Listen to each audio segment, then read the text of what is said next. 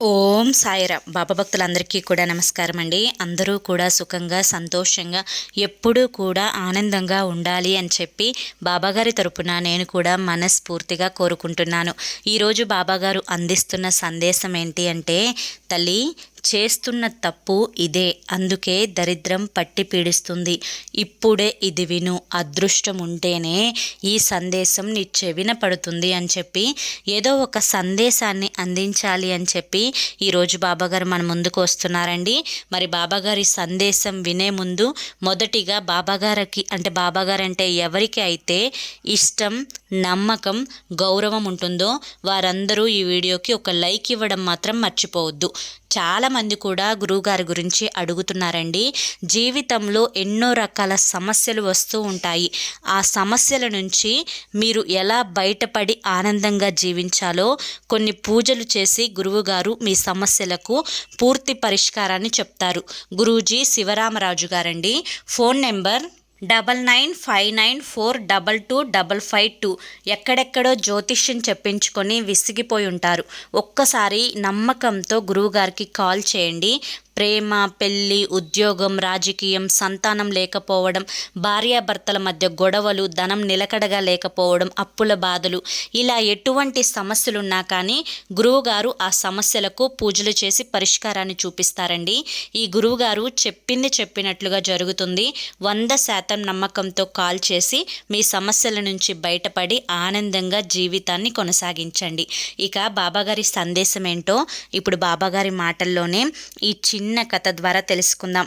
బిడ్డ, జీవితంలో కష్టాలు వచ్చిన ప్రతిసారి కూడా ఈ కష్టాలు నాకే వస్తున్నాయి, నాకెందుకు ఇన్ని బాధలు కలుగుతున్నాయి, ఈ బాధలనేవి నేను ఎలా చేసి ఏం చేసి బయటపడాలి, నా జీవితంలో ఇక సంతోషం అనేదే లేదా అని చెప్పి ఎన్నోసార్లు నువ్వు ఆలోచిస్తూ ఉంటావు. అదేవిధంగా బాధపడుతూ ఉంటావు.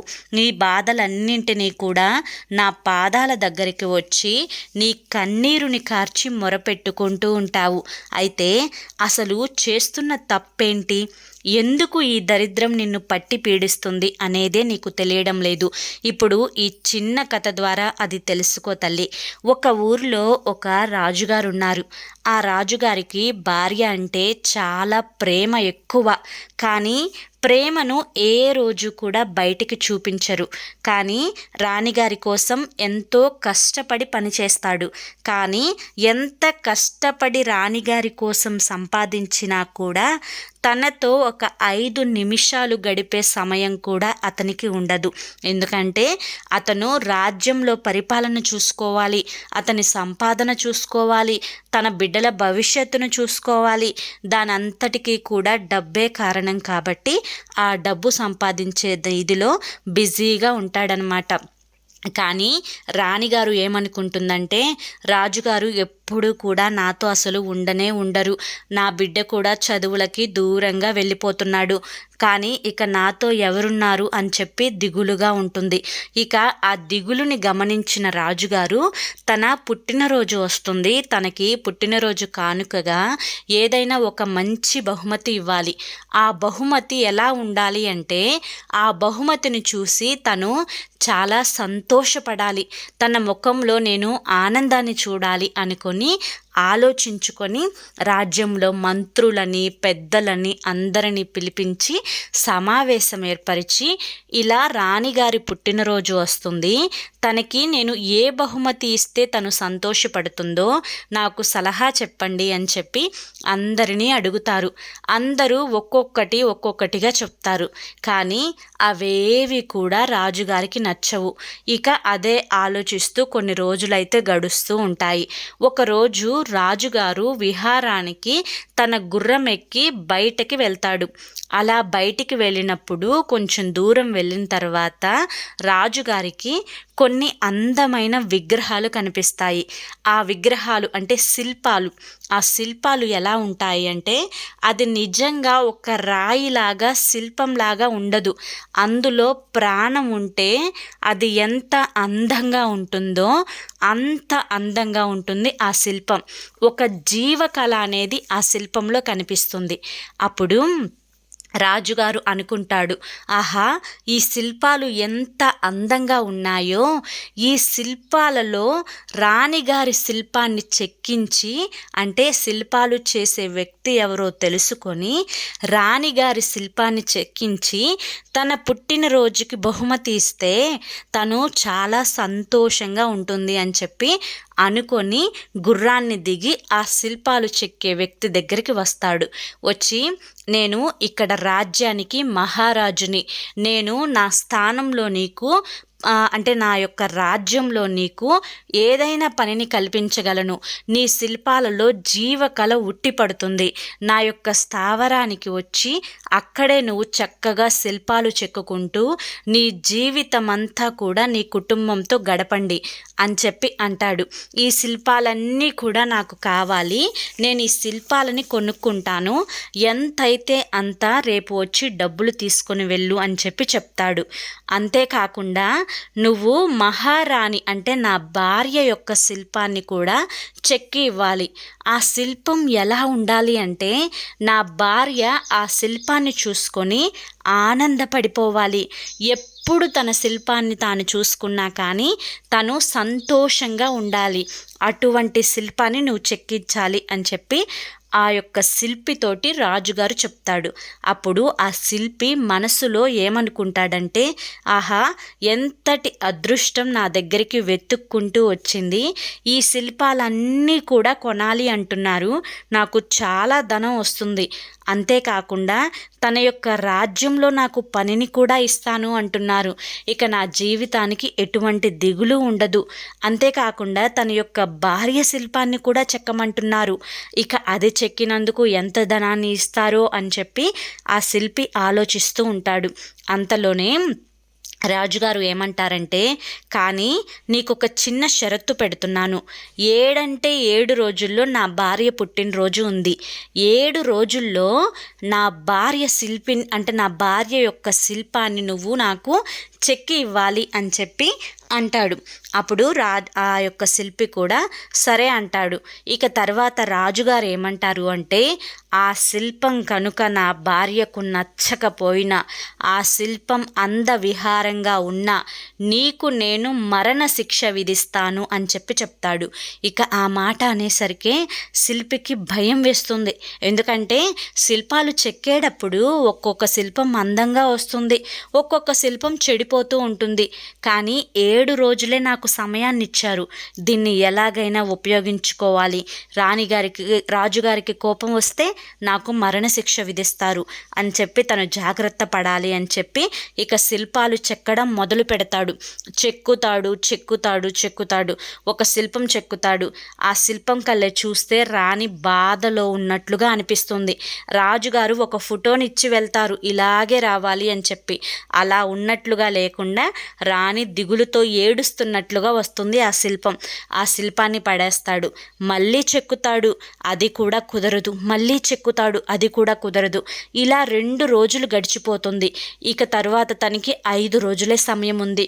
ఇక తన మనసులో అనుకుంటాడు, ఈ శిల్పం అందంగా వచ్చేట్లుగా లేదు, నాకు మరణం తప్పదు, నా భార్యా బిడ్డల దగ్గరికి వెళ్ళి వాళ్ళకి విషయం అంతా చెప్తాను అని చెప్పి ఇంకా తన యొక్క ఇంటికి వెళ్ళి భార్యా పిల్లల దగ్గర కూర్చొని, నేను త్వరలోనే మిమ్మల్ని వదిలిపెట్టి వెళ్ళిపోబోతున్నాను, మన బిడ్డలు జాగ్రత్త, మన పిల్లల్ని నువ్వే జాగ్రత్తగా చూసుకోవాలి, పద్ధతిగా పెంచాలి, రాణి యొక్క శిల్పాన్ని చెక్కమని రాజుగారు నన్ను ఆదేశించారు, కానీ ఆ శిల్పం నాకు కుదరడం లేదు, ఆ శిల్పం సరిగా రాకపోతే కనుక రాజుగారు నాకు మరణశిక్షను వేస్తాను అని చెప్పారు, కనుక నాకు తప్పకుండా మరణశిక్ష పడుతుంది, ఈ శిల్పం నాకు చెక్కడం అస్సలు రావడం లేదు అని చెప్పి భయపడిపోతూ ఆ యొక్క భార్యకి చెప్తాడు. అప్పుడు భార్య అంటుంది, ఎంతో అనుభవం ఉన్న మీకు శిల్పం చెక్కడం ఎందుకు రావడం లేదు, ఎప్పుడైనా కానీ తన పని తాను చూసుకోవాలి, ఎక్కువగా ఆశపడి ఎదుటి వారి కింద ఎల్లప్పుడూ కూడా లొంగకూడదు, అలా లొంగితే వాళ్ళు బతకమంటే బతకాలి, వాళ్ళు చంపేస్తే చనిపోవాలి, ముఖ్యంగా రాజుగారులతో అంటే మహారాజులతోటి స్నేహము మంచిది కాదు, పగ కూడా మంచిది కాదు, అటువంటి రాజుతోనే మీరు పెట్టుకున్నారు అని చెప్పి భార్య తనతోటి అంటే శిల్పితోటి అంటుంది. అప్పుడు ఆ శిల్పి కూడా ఆలోచించుకుంటాడు, డబ్బు లేకపోయినా కానీ నాకు వచ్చిన దాంతోనే ₹1 సంపాదించుకొని నా భార్య పిల్లలతో నేను సంతోషంగా ఉండేవాడిని. కానీ ఇప్పుడు నేను పెద్ద చిక్కులో ఆశకుపోయి ఇరుక్కుపోయాను. ఇది ఎలా, నాకు ఇక చావు తప్పదు అని చెప్పి అనుకుంటూ 3వ రోజు అలా గడిపేస్తాడు. ఇక 4వ రోజు ఉదయాన్నే తెల్లవారుజామున భిక్షాటనకు ఆ శిల్పి ఇంటికి ఒక సాధువు వెళ్తాడు. సాధువు వచ్చి భిక్ష అడిగినప్పుడు శిల్పి బయటకు వచ్చి అతనుకు భిక్ష పెడుతూ అతని యొక్క సాధువు కళ్ళే చూస్తాడు. అప్పుడు సాధువు అడుగుతాడు, ఏంటి నాయన, ఎంతో బాధగా ఉంది నీ ముఖము, ఎంతో విచారంగా ఉంది నీ ముఖము, నీ సమస్య ఏంటి అనేసరికి అతను జరిగిందంతా కూడా చెప్తాడు. అప్పుడు ఆ సాధువు ఏమంటాడు అంటే, నాయనా, ప్రతి సమస్యలోనే పరిష్కార మార్గం కూడా ఉంటుంది. కానీ ఆలోచన శక్తిని తక్కువగా చేసుకొని, భయాన్ని ఎక్కువగా చేసుకొని, చిన్న సమస్యను పెద్దగా చూస్తూ మాకు ఏదో అయిపోతుంది, ఈ సమస్య నుంచి మేము బయటపడలేము అని భయపడిపోతూ ఉంటారు మీలాంటి వాళ్ళు.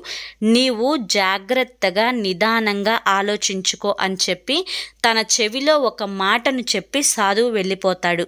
ఇక గట్టిగా 7 రోజులకి 4వ రోజు వచ్చేసింది. ఇక సాధువు చెవిలో చెప్పిన మాట ఏంటో తెలియదు కానీ వెంటనే అతను రాణిగారి దగ్గరికి వెళ్దాము అని చెప్పి బయలుదేరి వెళ్తాడు. అప్పుడు రాజు దగ్గరికి వెళ్ళి, మహారాజా అని చెప్పి అనేసరికి అతను చెప్పే మాట ఏంటో కూడా వినకుండా రాజుగారు, ఓహో శిల్పి, నేను నీకు 7 రోజుల సమయం ఇచ్చాను, 4వ రోజే రాణి యొక్క శిల్పాన్ని చెక్కావా? నీ యొక్క పనితనం నాకు తెలుసు. నీ శిల్పంలో జీవకళ ఉట్టిపడుతుంది అంటే నువ్వు ఎంత పెద్ద శిల్పివో నాకు తెలిసిపోయింది ఆ రోజునే. నా భార్య శిల్పం ఎక్కడా అని చెప్పి అంటాడు. అయితే దానికి శిల్పి ఏమంటారు అంటే, లేదు రాజుగారు, నేను శిల్పాన్ని ఇంకా మొదలు కూడా పెట్టలేదు, కానీ మీ యొక్క శిల్పాన్ని నేను సమయానికే అందిస్తాను. నేను శిల్పాన్ని చెక్కే ముందు రాణిగారిని కొన్ని ప్రశ్నలు అడగాలి అని చెప్పి అనేసరికి, ఓహో, రాణిగారి యొక్క ప్రశ్నల ఆధారంగా కూడా శిల్పం అందం పెరుగుతుందేమో అనుకొని రాజుగారు సరేనని చెప్పి రాణిగారి యొక్క గదిని చూపిస్తారు. అప్పుడు ఆ శిల్పి రాణిగారి దగ్గరికి వెళ్ళి, మహారాణి, మీకు ధన్యవాదములు, మీ భర్త మీ యొక్క శిల్పాన్ని చెక్కమని చెప్పి నాకు చెప్పారు, కానీ మీరు ఎప్పుడూ కూడా ఏదో దిగులుగా ఉన్నట్లుగా అనిపిస్తుంది. మిమ్మల్ని 2 ప్రశ్నలు అడుగుతాను. ఒక స్త్రీ సంతోషంగా ఉండాలి అంటే ఆ స్త్రీ ఎప్పుడు సంతోషంగా ఉంటుంది?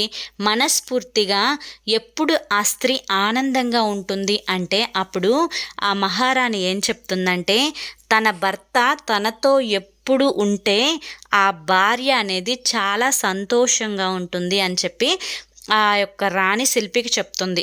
అప్పుడు ఇక 2వ ప్రశ్న, ఒక స్త్రీ ఎప్పుడు బాధపడుతూ తన యొక్క జీవితాన్ని ఎప్పుడూ కూడా ఏదో కోల్పోయినట్లుగా ఎప్పుడు ఉంటుంది అని చెప్పి అంటే దానికి ఆ యొక్క రాణి ఏం చెప్తుంది అంటే, తన భర్త తనతో లేకుండా, తన బిడ్డలు తనతో లేకుండా తను ఒంటరిగా ఉన్నప్పుడు ఆ స్త్రీ బాధపడుతూ ఉంటుంది అని చెప్పి చెప్తాడనమాట.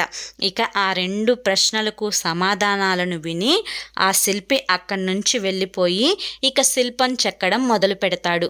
ఇక 7వ రోజు తను చెక్కిన శిల్పాన్ని ఒక తెల్లటి తెరను వేసి రాజుగారి దగ్గరికి తీసుకొని వస్తాడు. అప్పుడు ఆ మహారాజు రాణిని పిలిపించి, నీ పుట్టినరోజుకి నేను ఒక అందమైన కానుకని బహుమతిగా ఇస్తున్నాను, ఆ యొక్క తెరని తొలగించి చూడు, నీకు అందం కనిపిస్తుంది, ఆశ్చర్యపోయే అద్భుతమైన బహుమతి కనిపిస్తుంది అని చెప్పి అంటాడు. అప్పుడు ఆ మహారాణి ఆ యొక్క శిల్పం మీద ఆ తెల్లటి తెరను తొలగించి చూసి ఒక్కసారిగా ఏడుస్తుంది. అలా ఏడ్చేసరికి మహారాజుకి కోపం వస్తుంది. ఏంటి, తను రాణి యొక్క కళ్ళల్లో ఆనందాన్ని చూడటానికి శిల్పాన్ని చెక్కమన్నారు, కానీ బాధని కన్నీటిని చూడటానికి కాదు. ఈ శిల్పి ఏదో మహాపాపమే చేశాడు, కనుక ఈ శిల్పిని వెంటనే దండించండి అనేలోపు ఆ మహారాణి, లేదు, ఈ యొక్క శిల్పంలో నా బాధ కనిపించింది, నా యొక్క సంతోషము కనిపించింది. ఈ శిల్పం ఎలా ఉండాలో అలానే ఉంది. ఈ శిల్పంలో నా యొక్క 2 రూపాలను నేను చూసుకోగలుగుతున్నాను. చాలా అద్భుతమైన బహుమతిని ఇచ్చారు. ఇవి కన్నీరు కాదు, ఆనంద బాష్పాలు అని చెప్పి చెప్తుందనమాట.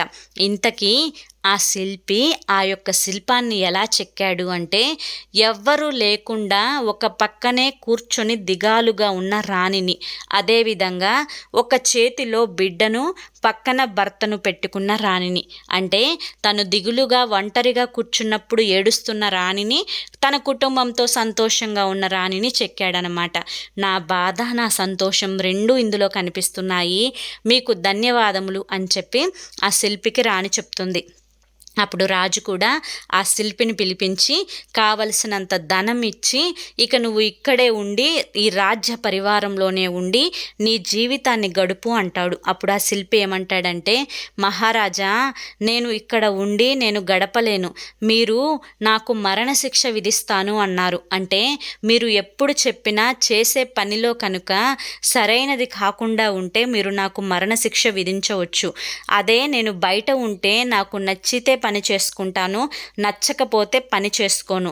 ఇక్కడ ఉండి సంతోషం లేకుండా గడపడం కంటే డబ్బు లేకపోయినా బయట నా భార్య పిల్లలతో నేను ఆనందంగా గడుపుతాను. నేను ఇక్కడ ఉండను. మీరు శిల్పం చెక్కమన్నారు, నేను చెక్కించాను, ఇక్కడితో నా పని ముగిసిపోయింది అని చెప్పి ఆ శిల్పి అతనితోటి చెప్తాడనమాట. ఇక సరేనని చెప్పి ఆ రాజుగారు కూడా శిల్పిని పంపించేస్తారు. ఇక్కడ రాజుగారు తరువాత భార్యని చూసి చాలా బాధపడతాడు. నేను ఇంత డబ్బు, ఇంత ధనం సంపాదిస్తుంది నా భార్య పిల్లల కోసమే అనుకున్నాను, కానీ నేనే వాళ్ళ దగ్గర లేనప్పుడు ఇవన్నీ కూడా వాళ్ళకి అనవసరం అని చెప్పి ఇప్పుడు తెలిసింది. కావలసినంత ధనాన్ని సంపాదించుకుంటూ సరైన సమయాన్ని, సరైన ఇదిని నా భార్య బిడ్డల దగ్గర ఉంచితే వాళ్ళు చాలా సంతోషంగా ఉంటారు అని నాకు ఇప్పటికీ అర్థమైంది అని చెప్పి ఇక ఆ రాజుగారు తన యొక్క భార్య పిల్లలతోటి ఎక్కువ సమయాన్ని గడుపుతూ సంతోషంగా ఉంటారనమాట. అయితే ఈ కథ ద్వారా మనకు బాబాగారు చెప్పాలి అనుకుంటుంది ఏంటి అంటే కనుక, బిడ్డ, చేస్తున్న తప్పు ఏంటి అంటే, నిన్ను ప్రేమించే వారితోటి నువ్వు, అది భార్య అయినా, తల్లి అయినా, భర్త అయినా, బిడ్డలు అయినా కానీ, లేదంటే బిడ్డలు తల్లిదండ్రుల దగ్గర అయినా కానీ, మీరు సమయాన్ని కేటాయించడం లేదు. వారు మనసులో నా అమ్మ అంటే నా తల్లి నాతో మాట్లాడడం లేదు, లేదంటే నా భర్త నాతో మాట్లాడడం లేదు, లేదంటే నా భార్య నాతో మాట్లాడడం లేదు, ఇలా సంబంధాల మధ్య దూరం అనేది పెరిగిపోతూ రావడం వల్ల ఇంట్లో గొడవలు అనేవి ఎక్కువగా జరుగుతూ ఉన్నాయి. అలా కాకుండా ఎక్కువ సమయాన్ని ప్రేమికుల మధ్య, అంటే ప్రేమికులు అంటే ఇక్కడ బిడ్డ తల్లి విషయంలో, లేదంటే అన్నదమ్ముల విషయంలో, లేదంటే తల్లిదండ్రుల విషయంలో, ఇలా ఎవరి విషయంలోనైనా కానీ ఉన్న ప్రేమని బయటికి చూపిస్తూ ప్రేమించిన వారి దగ్గర ఎక్కువ సమయాన్ని గడుపుతూ ఉంటే వారి యొక్క ఆనందం అనేది రెట్టింపు అవుతుంది. ఎక్కడైతే ఆనందం ఉంటుందో, సంతోషం ఉంటుందో, చిరునవ్వులు ఉంటాయో అక్కడ లక్ష్మీదేవి ఎప్పుడు కూడా కొలువై ఉంటుంది.